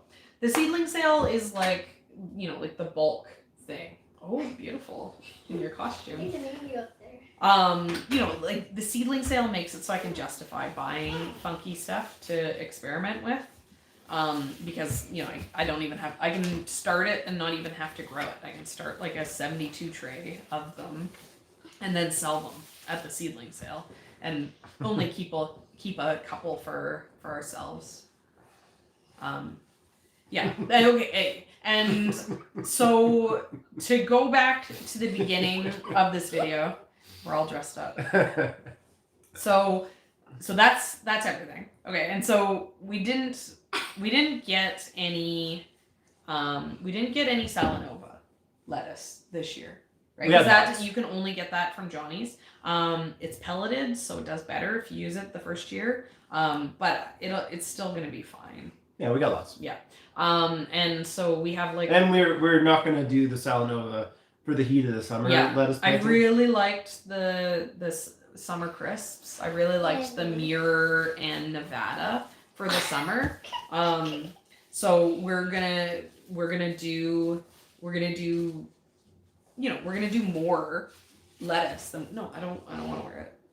We're gonna do more lettuce than we did last year, hopefully, because we're gonna sell more.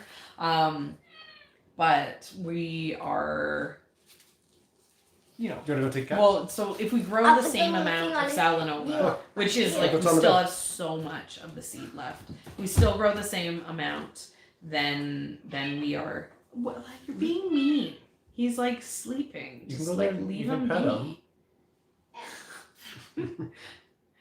The cat's like passed out. She's like picking him up. But yeah, we have another lettuce that's coming.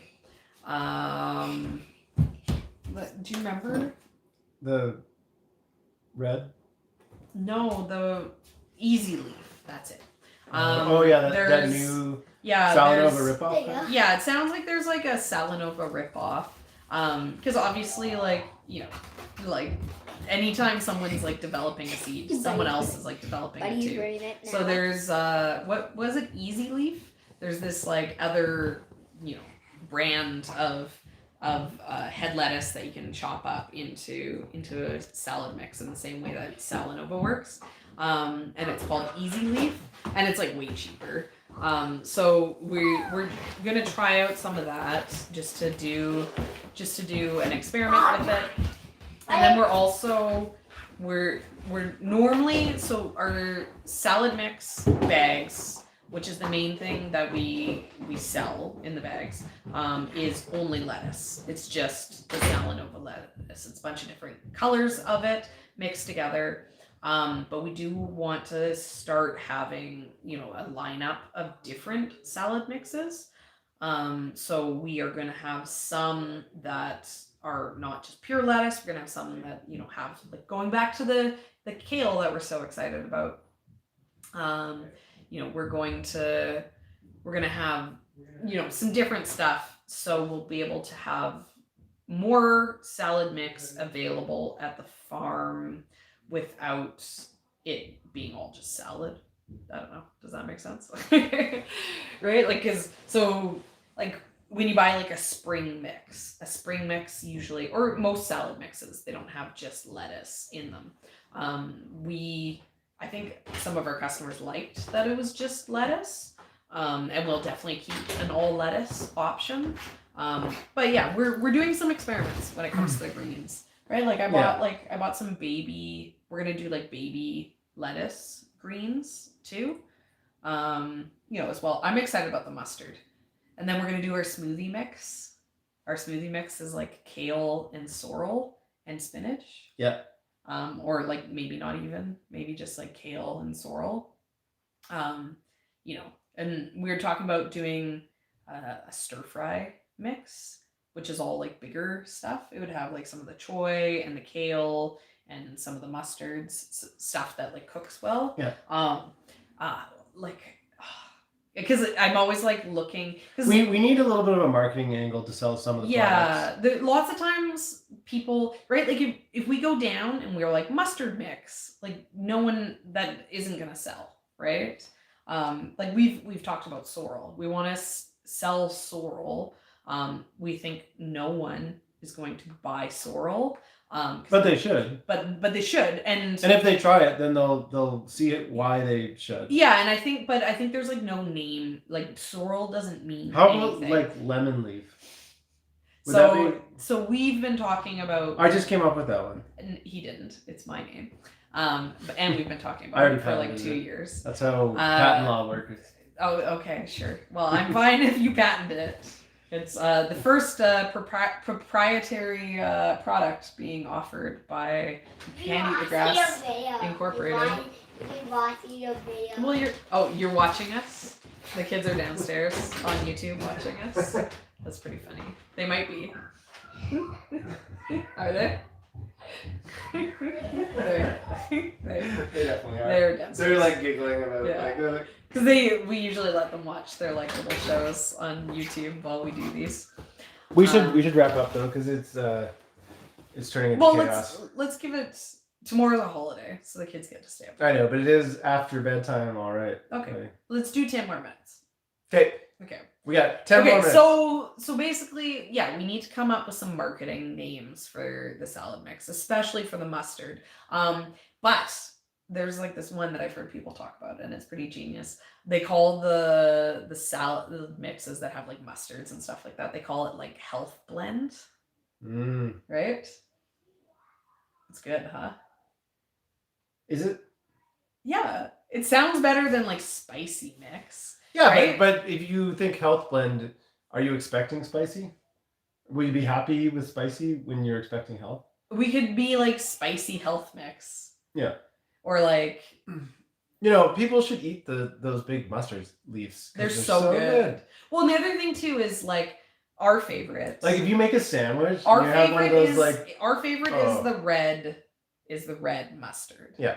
And it's spicy. But most of my mustard mix, because as I was saying before, I've made my own mix. Like I've hand selected the better. The better the better. I like that. But yet again, that's like bad. That's bad marketing. If we these are bitter greens, people are like, yeah, that's a bad word. Where if you say, they have a kick, right? Yeah. Then it sounds better. But yeah. But bitter the better. I like that. That's funny. I love them when they're spicy. I love the red. Yeah, we like it when it's like fully mature. Yeah. Like big, huge, and spicy. Yeah. Yeah. I don't know. It's hard because there's all these things that a lot of the different names work in different areas. Yeah. Right? So like a lot of people in the South have mixes and they call them braising mixes. Whereas here, if we like that word means nothing here. If we sent something called braising mix, yeah. it would do worse than if we called it like bitter mix. People would be like, well, at least I know what bitter is. But yeah. The nice thing about not eat the dash anymore. Well, you don't have to watch it. No, Susan makes not eat the dash. She erased it? Yeah. Hopefully not. My son's saying that Leah erased our account. Can you imagine? That'd be a nightmare. Yeah. So I don't know. The nice thing is, so we bought a label maker. And we have like blank labels.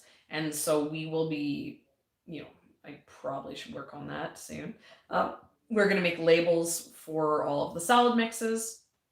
And so if we make labels and we're selling something, if we're selling a smoothie mix, and no one's buying it because, everyone's like, no, I don't make smoothies. I don't want that. We can rebrand it. We can at any point in the season we can change the name. We can change things up very quickly because it's not like we're going and buying 1,000 labels. Health mix sounds like punishment. Though that it drives me crazy. People who are all like, I eat this because it's full of antioxidants, and I'm like, what does that even mean? Eat like a balance of food. Like, if you only like antioxidant, what does that mean? Just eat healthy food. So for me, when someone's like, I eat kale because it's really healthy, I think people are crazy. I'm like, you should eat stuff because it tastes good. What's he doing? They're fighting. Just tell them no more TV. Go give them some pop. They always, if the kids are good, they get a treat. Green leafy things. That's funny. Wheatgrass smoothies. Honestly, we're in West Coast is best coast here, so there definitely is some of that. People like kale because kale is healthy going on. I'm always like, well, if you like kale, you should try mustard because it's even better than kale. And they're like, yeah, but all the antioxidants in the kale. But So I don't know. We'll play around. You know, it's got to be the name that people like, while still being neutral enough that it's not gonna turn anyone off. You know, if anyone, we sell direct to our customers too, right? So if anyone is like, what is in this mix? I don't understand. You know, we can be like, oh, you know, this is what's in it. This is what it tastes like. You know, it's not like our mustard mix, which will not be called mustard mix. If someone asks, like, what is it? We're like, oh, it's mustards. Mustards are great. They're our favorite. You know, I have faith that Ian can sell greens, right? What about you? What do you think? Some things are a hard sell. I understand. Some things people collectively decide that they don't want to buy. Yeah. And some things you can sell when somebody shows up. Sometimes people be like, what's good? Like, what do you recommend? You know, I'll be like, hey, how's it going? And they're like, oh, it's bad. And they'll either ask me, or I will, when there's something that I feel like I can convince people that they'll like to buy, then I will offer it to them. You know, I'll be like, hey, do you like mustard? You know, hey, do you like spicy things? You know, and sometimes that works. But, you know, worst case scenario, you're just talking to somebody, right? Yeah. And you know, I mean, that's kind of my feeling about the bok choy, right? I get it that bok choy isn't an easy sell. But if you, in the spring, if you come up to us, like, and are like, oh, like, what have you been eating? Like we're gonna be like, we've been eating bok choy, and let me tell you how much I like it. And then Ian will rip his shirt open, and he'll have the Choy Boy shirt.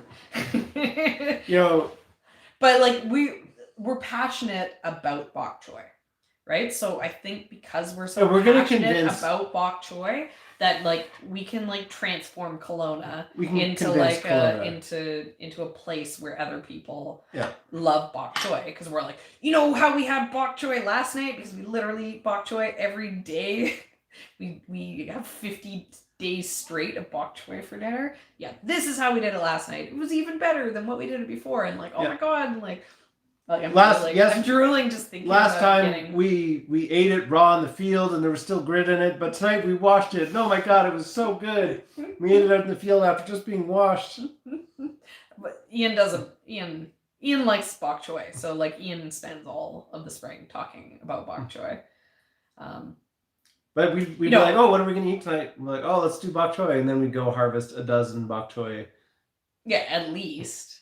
Right? Like, we eat... Make a mountain of them. Yeah. We eat a lot of them. But we're getting close to that time now. Is that 10 minutes? Okay, well, Ian, so the thing I'm the most excited about in that pack of seeds is the kale. I know you haven't... Because Ian knows as much as you guys when it comes to what's in my seed packs, and he's been popping in and out, so he hasn't heard everything. What do you think? What are some of the things that you're excited about now that you've heard me go over? Bronze torch, right? Just more of that. Yeah, it's there's nothing like crazy about it. It's just a tomato that I really like eating. So. Yeah, that one, and then that one that said that it was really sweet. We never did go over that Japanese trifle one or whatever it was. Yeah, was it the Bumblebee? The sunrise Bumblebee? I don't know. It was like, oh, super! It's like the sweetest. I don't know. I'm just excited for. I'm excited for the farm this year in general. Like, this has been like a really big week for the progress in the farm. You know, for one, like we said, the windows, the livability in this house is like through the roof. No, well, through the windows. Because like it's actually, all the rooms are like more similarly temperatured now, as opposed to like we had a couple of rooms where the full force of the furnace would like blow whether you had the vents closed or not, and then like our room on the cold side of the house would just our room doesn't get like any heat. But now they all kind of feel like a very similar temperature, and even though this one's still not going to be quite as hot, it's like not that bad when you get out of bed in the morning in the wintertime. So, we're pretty excited about that. And then the outbuilding, we're doing a lot aesthetically for the outbuilding, like on I'm the really inside. excited for how good it's gonna look. Yeah. And you guys will get to enjoy it because we film so much out there. yeah, it's just it's not gonna look trashy in there anymore. Just all these ideas to clean it up, and then like having some more kind of like dedicated, like we'll have like a storage station with the 2 shipping containers, and then the 2 shipping containers are going to be spread apart, and there'll be like a roof over top of them, over top of that middle space. So there's going to be like all my junk pile. I'm going to be able to clean up my pile of like irrigation supplies and like building materials that I have just kind of sitting out there because I don't have anything else to do with it. Now I can like sort through it and have it either in a shipping container or like under a roof at least, and then we can kind of organize like a work coordination area there a little bit because there'll be the whole other dry Well, spot. under the roof is gonna be like tool. It'll be tool, right? Like all the tool. We'll have Yeah, like like a rack the for hanging up the rakes. tools. Yeah, so that's right? what I'm saying. Like it'll be Yeah. like a spot where we go to, Yeah, right? and I'm thinking we should probably set up like a picnic table Yeah. over there because that'll be like the lunch break. We'll spot. definitely need like we don't have shade on our property, so we need some like sit down, get out of the shade, or get out of the sun, because we are taking that step from being just like Serena and I to like having an employee. So we have to be respectful that there's other people that don't want to work in the conditions that we work. Like if Serena was like complaining about something. So the person who's coming to work with us is like a friend. We've like known her for like forever. Yeah. And like we're like messy people. We like drive her crazy. So she's gonna give us a hard time. She's gonna be like, you guys are such slobs. There's like mess everywhere. Yeah. So that's what Ian's getting at. we know it's coming. The farm, this friend of ours who's going to work with us, she is very, very good at like agricultural type labor, like tasks. She has like a beautiful garden, and then like last year she was working for a market gardener that's in our area, and one of the things we're gonna kind of give her like a little bit of here, if you see something that you want to do, you can do it. Yeah, like that's like the great thing about her, like it's like she can do what she wants. Yeah, and right? And she knows there's not going to be any like training where we're like they'll be here's how we want something done. She might like have not worked with flowers. Yeah. Right? There might be some stuff that we have that she hasn't like done before, but it won't take it's not like she's not gonna be able to instantly be faster than Serena to know what to do and to do it. And like the other nice thing too is having those extra hands. We'll do everything. We'll do anything. We don't care. So she can do what she likes, and yeah, she can cream out the good stuff that she likes to do. Yeah, and we can deal with the rest. Because in general, the stuff that she likes to do is the stuff that she's good at, right? So she's so much faster at it than us. That it's like if she does the task in a third of the time that it would take us, then it's like, yeah, I don't care if I have to spend some time doing the stuff that she doesn't want to do, because she just like did something so fast. Like the progress on the farm is going to happen so quickly. She can do whatever she wants. Like I don't care, right? Yeah. Like she's like, I hate weeding. Be like, fine. Though she'd be like, oh, I miss these weeds. So messy. I can't believe you left these weeds here. Or I'd weed and then I'd leave them in the row, and then she'd be like, oh, you're such a slob, Serena, leaving all like weeds everywhere. Oh well, I'd love it if she cleaned that up, because that's a pet peeve for me too. Because all the Serena would spend like a day weeding all the beds, and she put all the piles of the weeds. Yeah, it in, just in the dries rows. in the rows. No, and then it regrows, and a lot of them regrow into the ground, and then I just have, Ian's all like, it looks bad on the camera. it looked bad, but it was also impossible. It was another way that the weeds would just seed back into the farm. This is me not caring. It doesn't matter because we're moving forward, right? Year 3 is totally different, and it's fun because we just spent $15,000 on greenhouses. We bought 2 more. That's it? Well, it's like 16 With the shipping and stuff, Okay. and it's Canadian. But we got 2 more caterpillar tunnels. I don't know if they're called. Are they? Yeah, they're caterpillar tunnels. Yeah.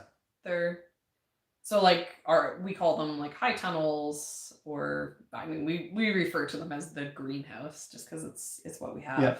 And then we But also now not anymore. Now when we're like the greenhouse. we got like a big double walled 30-foot wide 70-foot long more professional style greenhouse that's going to be really sweet. And our we're not going to do everything all at once, but we would like to have it all set up where they're like boom boom boom boom all like next to each other, and they're all in just like a neat and orderly section where it's like, this is the greenhouse section. Yeah, the long-term plan is that the greenhouses will be at the top of the property. There. Greenhouses are technically heated, is what someone's saying. I mean, I'm gonna say no, because lots of greenhouses, what we consider a greenhouse, aren't heated. I feel like maybe greenhouses have to be like made out of glass to officially be greenhouses. There's like a lot of different. I'm gonna doubt that too. Well, get your phone. Let's look it up. Okay, we're going for a Google definition. This is Ian and I don't argue, because if we both are convinced that we're right and we want to just actually get the answer instead of just agreeing that we're both right, we ask Google. Google. It says I'm right. No, it doesn't. Well, look, you did like an image search. It comes up. Yeah, no, I don't think what comes up as shopping on Wayfair is the definition of what a greenhouse is. Oh, here. Look, it actually says a glass building in which plants are grown that need protection from cold weather. So there you go. It has to be glass to be a greenhouse. I don't know. I'm gonna doubt that. Because I think common terms. I just won the argument according to the rules of if we Google it, whatever is right. If I Amazoned it and looked up on Amazon, then you'd get like a rack with like green plastic draped over it as a greenhouse. Yeah. And that is clearly not a greenhouse. And if people were to use the term, Ian, it's Valentine's Day. One thing that I thank you. Thank you for my Valentine's Day gift. It's all you got. Of agreeing that I was correct when I was correct. But I don't know. We're talking about getting a heater for it. Yeah. Not this year. It's not gonna happen. go up. It's not gonna go up because we're gonna take down the main greenhouse that we use for it to then go up. Yeah. So we have to go through the life cycle of that greenhouse for this year. At least for we have one, like the one kind of like boxy greenhouse that we took from our old place. That greenhouse we'll probably get rid of it. And where it is right now, or we have like cool flowers growing in there. Stuff growing in there. So that stuff we can't take it down now, otherwise we would in preparation. Well, I will say this, we might not have cool flowers growing in there anymore. Yeah. After the -20 we just had. I mean, snapdragons, I'm not going to put anything past snapdragons, but yeah, that was pretty cold. Yeah. And it was not just a short burst of cold, it was a prolonged burst of cold. But, the point is the farm is going to go, like greenhouses, this big greenhouse, and then We'll have Yeah, and then four green like 5. 4 caterpillar. Eventually we'll have is 5. but we'll have 4 on hand. Yeah. Right, because the plan And is then the tunnels the that farm- we currently have are like the plastic is so. Yeah, they need like new plastic. they might as well be considered like shade houses. The plastic is Yeah. so UV. Which we're gonna try to grow. We're gonna try to grow some lettuce in the summer. Yeah. So the plan is we're gonna buy. Well, hopefully, it's not a great year this year for sourcing it. But the plan is we're gonna get shade cloth, and we're gonna have the tunnels covered with shade cloth for the summer. The ones that we currently have, at least one for this year, and then they'd be our summertime lettuce growing places, as well as like they'll be available for shoulder season. And then we are going to have the 2 which have fresh plastic. We're dropping. We just dropped there. Yeah, so we'll have 2 that have the fresh plastic, and that one will be tomatoes. One will be where we grow, we'll do it the way we had. They'll both have a row of tomatoes down the center, and then one will have cucumbers on either side, and then the other one will have zucchini and basil. Yeah. And then, they get flipped out for fall crops. And then all of the like non-greenhouse growing space, like we're just gonna keep opening stuff up. Yeah, down we're going towards the bottom. We're gonna hit the fence, And then we're going to eat up a bunch of the space that is the chicken run, and that's gonna get like prepared for. Yeah, like for I think next year or like this summer we'll start prepping. I think I might, it depends on how good I get going this spring, but I wanted to start getting stuff out of there this spring. Yeah, I don't think that's gonna happen, just because there's a lot. You've done 0 on the list. So I haven't done 0. Well, no, like you haven't checked any of the tasks off my task list for you yet. I'm not saying that's like, but everything takes longer than you think it's gonna be. But anyways, we should get going because we we're already past bedtime. So, and our son, he doesn't sleep in. He doesn't sleep in. He does if we put him to bed late enough. Yeah, but we don't have any like window coverings on the windows after just getting them done, and so he is literally waiting for the first sign of sun coming back. We try to bribe him. He has like a handful of like games on my cell phone, and so the bribe is like if he's good when he wakes up. If he like doesn't wake up at like 5 a.m, then he's allowed to like take my cell phone and then go back to bed and play, so that like because we don't get to so bed. that the rest of us because like our daughter likes to sleep in too, so like he's up. And a lot of times with the videos and stuff, like we don't end up going to bed until like 1 o'clock most nights when you actually get to sleep. And then Sam wakes up and he's like this. He's like, oh, and he kind of like stands there for a second, and then he's just like full energy, and then he just like runs off, and then he's just like like, and you're just like, oh, I'm so tired. Yeah, Sam. He like, he's like me. He doesn't like it when it's cold out. So the 2 of us are, we're all cooped up in the house. Yeah. But once the nice weather hits, he's outside and he's playing, and then he's not quite. I mean, he still gets up with the sun, which gets up at like 4 a.m. in the summer. But he's a little bit less energy when he can get the energy out. He can go outside then, right? And he can play his games. This is what I just like think, and I'm like, okay, he's like very high energy, and he like always is like busy. He likes to like do things. If you're working on a task, he'll like come and like join. He'll be like, oh, like something to do. He's definitely like he's got busy hands. Which is like And if you- difficult when it's like a toddler, Yeah. but like having like a 10-year-old who is like that is like, you know, he's gonna be amazing to Yeah. have like And on the and farm, right? he has endless interest. Like if you yelled over to Sam and you're like, "Hey Sam, come over here. I want to show you how something works." Then he'd be like, "Well, okay.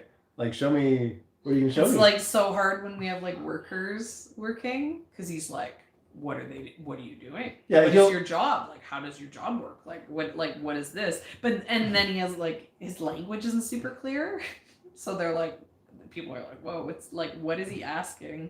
And they're like, and it's like, well, he wants to like know about like the specifics of your tools. Yeah. And they're like, well, it's just, you know, it's just this type of saw. And I'm like, yeah, but he already knows what a saw is. So he wants to like know the specific name of your saw and what like this saw specifically does. Yeah.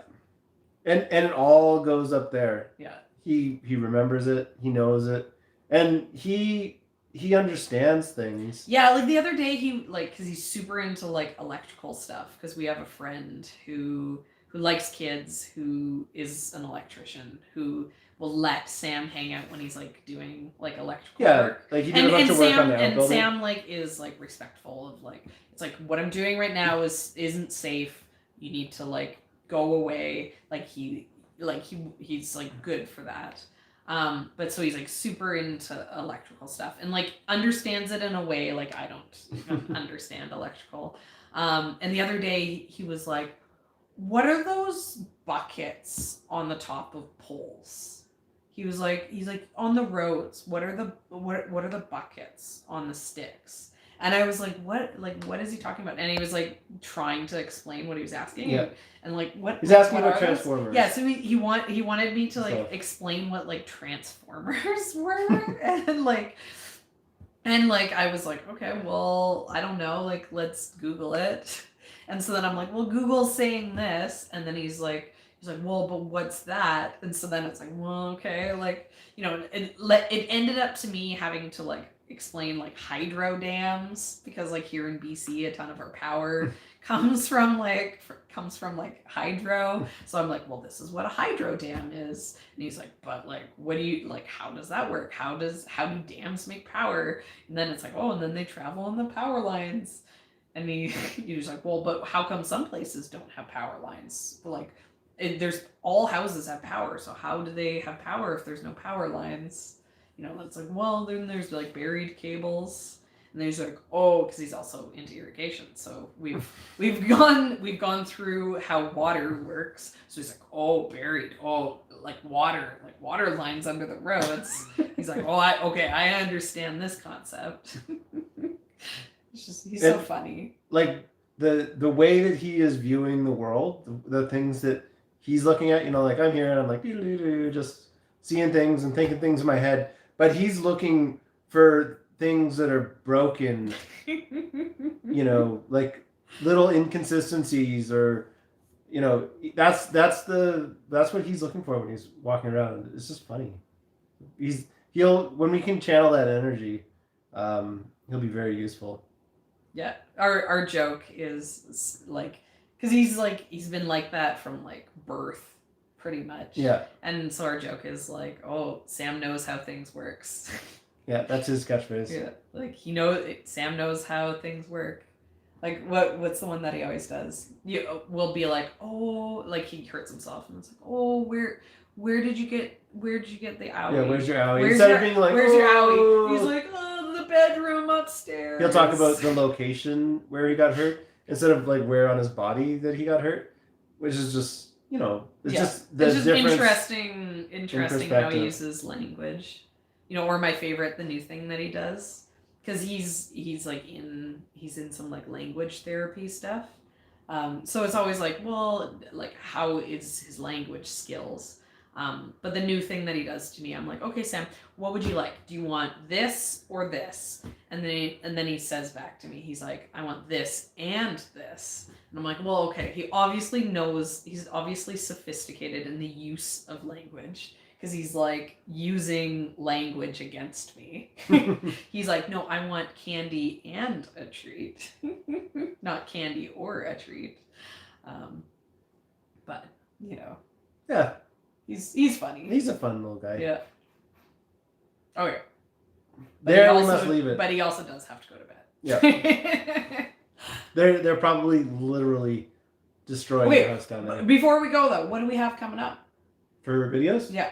Your sunflower. Okay, so we haven't started on this, but I think that we should do this. I have an order of only sunflowers, and it's from a company who only sells sunflower seeds. And some of them are so cool. Like, the sunflowers that you've been like pulling up this year are just amazing. I'm like really excited about what I have. And the company's cool, and you can buy them. You can buy them from like retail. You know, it's not like there's free shipping. It's not just for farmers. It's not just for farmers. Yeah. So you know, sunflower selections. That's exactly who I'm talking about. So I only recently heard about them. So I thought maybe it would be fun to make a video just to share with all you guys because it's a good resource. And I'm filming on Wednesday. On Wednesday, I've got a filming book I'm doing an interview with a company that sells LED grow lights, and so I've been kind of working with them to put out just like the ultimate informative LED grow light video. Yeah, the backstory joke on this is we like every day. Like one of our videos that has done well is about our grow lights, and like every day someone is like, "Oh, can we send you free grow lights? All you have to do is make like a series of 8 videos and like sign your soul over to the devil." Yeah. But like we just like so much junk mail of people wanting to do like. Hello, stuff. I really enjoy your channel. I especially liked this video link. You know, over and over and over again, and so this company contacted us, but they're actually they're a little bit more interesting in their pitch. And I told them, I was like, I don't want lights. What I really want is information. And I was like, it would be really cool if we could do like a super informative, like just get out all the, you know, just like straight from the source type information. So it's a video that I'm glad I don't have to make. Yeah. Because the video I made was like, here's grow lights explained for someone who doesn't want to know anything about grow lights, which is me. You know.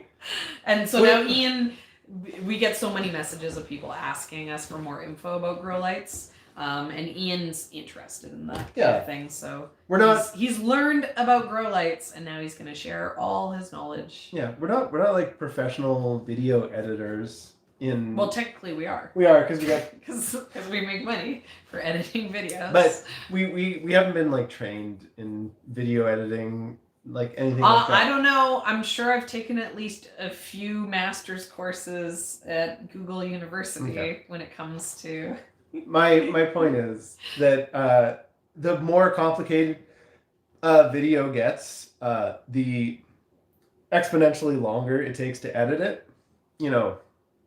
So this will be the first video of like a new sort of format for us where we're doing like an interview with somebody that's in a different location and like syncing it all up. I don't know. Sounds like a lot of work. I'm not committing to it being a new format.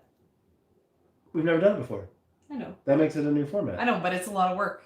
Okay, fine. All I'm saying is like... I'm just saying... We might not...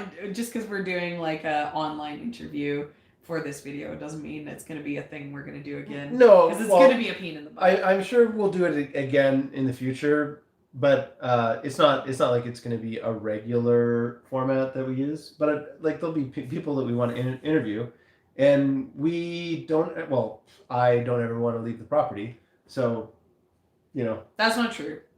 Because we want to do the like we're hoping this year to be able to do some farm tours with other people's farm tours. Yeah, but those farm tours, we want to do like farm tours with some flower farms that are in the area and some other people that are doing some cool stuff. Which we keep talking about, but we haven't actually started like trying to contact people.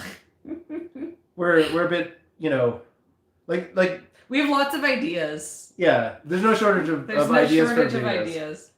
But you sometimes feel weird. You're like, I'm a content creator. and you send off these like cold call emails to people. But sometimes you like send an email to someone and they're like, "Oh, Serena, I've been like following you for like 3 years, I and know. I watch all your live videos." And it's like, "Oh, well, that was a lot easier than I was hoping." But sometimes you do it, and and then people are like, yeah, whatever. Yeah, I know. I've sent a few, like, "Hey, work with me," out this year, and I'm like, and then it's like, oh, crickets. Yeah. It's like, oh. You went into their spam inbox. I know. Next year. Yeah. I'll spam them again. But anyways, all we have to do is get 1 million subscribers, like Garden Answers, and then all these people will want to work with us. Yep. Right? It's just that simple, guys. It's just that easy. It's just that easy. Just be. Okay, and then what's the other one? We gotta film this too. By the guy and got put on the back burner. Can you grow it? Can you sell it? Yeah. That's for our business series. And we gotta be coming close to what's food on the farm. Oh yeah, we need to do food on the. Okay, here. Food on the farm for February. Here. Okay, Oh, food on that's the a lot. farm for February. We currently don't have any different food on the farm other than what was there Maybe in it gets January. delayed to March. Well, no, we obviously But it's like a we recipe still video, eat. too. We still eat. Okay, so here's what I was thinking about food on the farm. So I've discovered, because I get very grumpy. We like to eat hard-boiled eggs, and there's like all these videos about like the trick to making hard-boiled, easy to peel, farm fresh hard-boiled eggs. Because they are a pain. Because they're like impossible to peel when they're so fresh. And so I tried them all, and it's all lies. Serena found the trick. They're all lies. Do you want to tell Though apparently the trick is that you use a pressure cooker, but we don't have a pressure cooker. Yeah. I'm gonna give away your secret here. Yeah. So the secret is that you just crack them. You give them a little crack before you hard boil them. Right, because we had all these like the eggs that were like slightly cracked from when we washed. Like, oh, I dropped it and then it cracked. And then I just like would boil them because we couldn't sell those. And then I'd have them in the fridge. And those always peeled, no problem. And I could like steam them and they'd peel, or I could like boil them and they'd peel. It didn't matter how I cooked them. They always peeled fine. And then I'd be like, well, mine just do it fine. And then I'd do it with the non-cracked ones, and no, they don't peel. And like, it doesn't matter. That's the thing. The steaming, everyone's like, oh, steaming. And I like steaming them. I find that I like how they cook when you steam them. But they still don't. It's not a trick that like they still are hard to peel. It doesn't work. It's all lies. Yeah, running under cold water. Nope. Lies. It's all lies. I tried all the tricks. It didn't work. The only thing that worked, which I never saw anyone do, was cracking them. Yeah, the pin, basically. The pin, but like, who has time to like carefully poke something with a pin? But the pin would be the same concept. Yeah, the pin's the exact same concept. Because it's just getting it so it's the water, when it's boiling, can go underneath the shell. No, that's not how it works. It's like, so the gas, right? But like, stuff will seep in there. Yeah, kind of, I guess. Like, in the not understanding how it works. But yeah, basically it's the pin trick. But like, instead of the shell being like, yeah, it's not sealed. Yeah, you break the seal. Yeah, and like the crack, it's just like tap. It's not a big. It's crack. like you don't see a crack. I mean, you do, but you're like, it's not like you crack it and like egg is spilling out. Yeah, it's just a tiny little. It's like a whoopsie. It's a whoops. Okay. But yeah, so I could maybe do that as a recipe, but I like that's more eggs. No, you want to do that as a video, didn't you? Well, no, wasn't that your? Yeah, but we don't video? make recipe videos. I know. But yeah, so I don't know. Should I talk about eggs again? I don't know. somebody would be good to hang out with us down there. Yeah. He'd love it. Okay, well, we do have to go though, because our house is currently being destroyed downstairs. Yeah, we have to put our kids to bed. Hey, thanks for hanging out, guys. We will make a video. And we'll see you guys next week. Okay, bye now. Bye now.